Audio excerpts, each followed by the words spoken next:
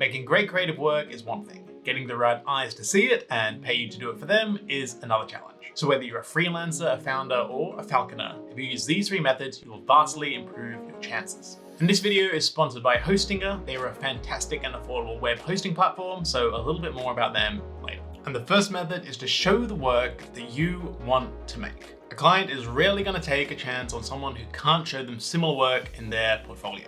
If you want the best tikka masala in town, are you going to go with the restaurant that has amazing photography and rave reviews, or are you going to get it from a random email that you got saying they can make any curry you want? They've never made a curry, but they're pretty sure they could do it if you paid them. It's unlikely you're going to go for the random email curry. If you want to make movie posters for your favorite movies, go make awesome movie posters. You don't have to wait for permission or for a client to offer to pay you. Make the most awesome thing you can. And there's a good chance they're going to be better portfolio pieces because you don't have a client's restrictions to worry about. So when you make personal projects in your downtime, which you won't have after applying these techniques, in your downtime, make the work that you're really excited about, because that is the work that'll be the most interesting and that will attract the most clients because there's just a shortage of that out there. I wanted to make humorous, short, textured animation, so I made a bunch of them as personal projects. And I stuffed my portfolio with those instead of the pretty boring corporate work that I was doing. And only then did I start to get hired for the more interesting, textured, humorous work.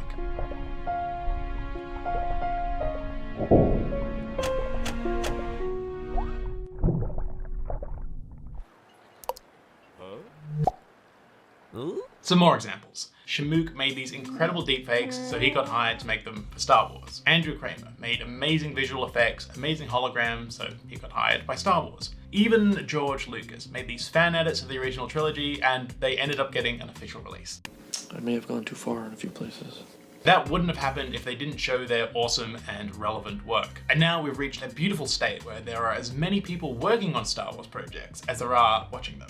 It's this wonderful, beautiful, self-sustained ecosystem of entertainment, merchandise, and outrage. It's wonderful. But your clients still need to see this awesome work that you've made. And that ties us nicely into this video's sponsor, Hostinger, which is a great place to host your portfolio site. I've had some great time using them behind the scenes to host a website for some potential side projects. And there are a few things that I want you to know about them. High speed and affordability is what they do best. If your website is hosted by them, it will not be slow. Your prospective clients will click on your site, and before they even release their finger from the mouse, your work is in front of them, in their eyeballs. They are busy people, they've got a lot of portfolios to get through. You don't want them angry and frustrated as your work slowly loads in front of them. Frustrated eyeballs on your work is almost as bad as no eyeballs. They have 24-hour tech support, they have a multilingual team that speaks over 20 languages, that's even more than me, so they have you covered if you need help. And their H-Panel. This is the portal where you manage your sites. It's super easy to use. I've used services like this in the past that look like a spreadsheet and handle like a fax machine, but that's not the case with Hostinger. They also have WordPress integration, so you can have your site live within minutes. You can use their premium shared hosting plan for multiple websites, which has more features than I can even fit on screen, and a 30-day money-back guarantee. So that alone is confidence in their service. And the final cherry on top, you can use the code BEN for an extra 7% off.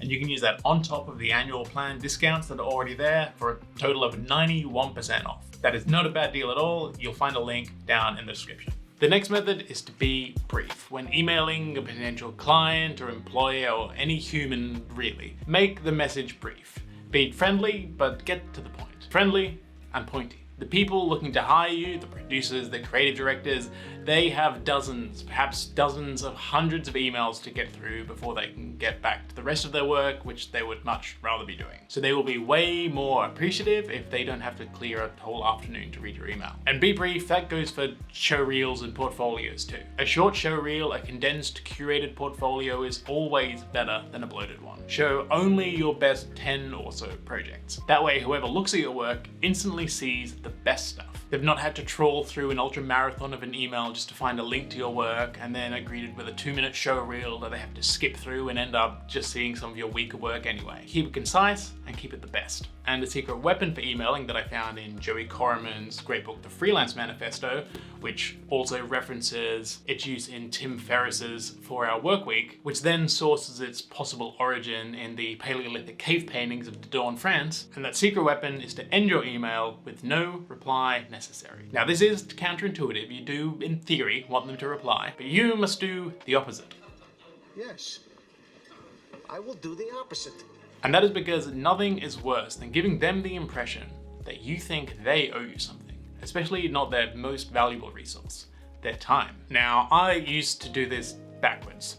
I was a young man, a naive man, a young man, and I read that you should be trying to get the next meeting at any cost, under the impression that this is what modern academics would call a Chad move. And that's ending your email something along the lines of, when is your best time for a quick meeting next week? With the expectation that they'd already somehow agreed to it. And even when this does work, it's a bit sleazy and rubs people the wrong way. Now, there's absolutely nothing wrong with asking for a meeting or anything else in an email. Just don't expect it and put the responsibility on them to decline. Make it available with no pressure, and that makes it much more inviting. By using no reply necessary, the implication is, I know you're a busy person. I'm somewhat of a busy person myself. Respecting people's time, that is the real Chad move. Now, the specific wording of no reply necessary might have become a bit too widely used, so the people receiving those emails might see through your respectful disguise. So here are some alternatives that you can use that have just a little bit extra flavor. You must get 100 of these. No need to reply, or no action required, I just wanted to let you know I'm available for work in the coming months. Or of course, don't you dare reply to this email. And some others. And also, please don't be scared to email or message me. If you watch the channel, I absolutely appreciate, read, and reply to, eventually, all the kind emails I get, especially if they're questions about my course. What a segue. Look at that. That's how you do it like a pro. If you don't know, I have an advanced motion design course, and I just recently added student testimonials to the website. So check them out if you want to know a bit more about their results and their experience with the course. You might be having an internal battle. How do I show my portfolio in its most condensed, concentrated state of just the best quality work that I have, but also show that it's relevant to a variety of clients across many different industries and not miss out on those opportunities?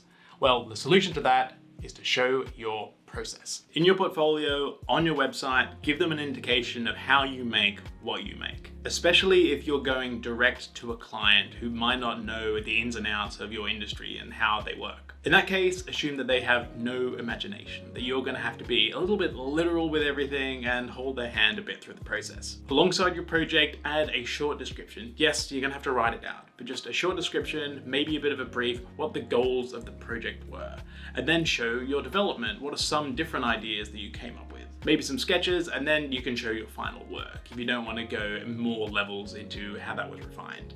And that's enough. Then any client that sees that can imagine themselves within that process, and they can see what you've done to solve another client's problems and hopefully want you to solve theirs. That client won't be thinking, oh, this person only makes animations about the dairy farming industry. I am in a very slightly different area of agriculture where depictions of bovine aren't relevant. I'll take my business elsewhere. I'll find a more appropriate non-bovine animator. They won't be thinking that. They'll be thinking, I need to get this animator to see what he can do that isn't cows. So if you use these 3 methods together, you will give your existing work the best possible chance to get you more and more work in the future, and more importantly, the work that you want to get from the clients that you want to get it from. If you want to know some more technical skills to help complement these, you might want to watch this next video.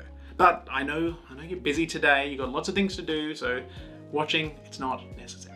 No need. But thank you anyway.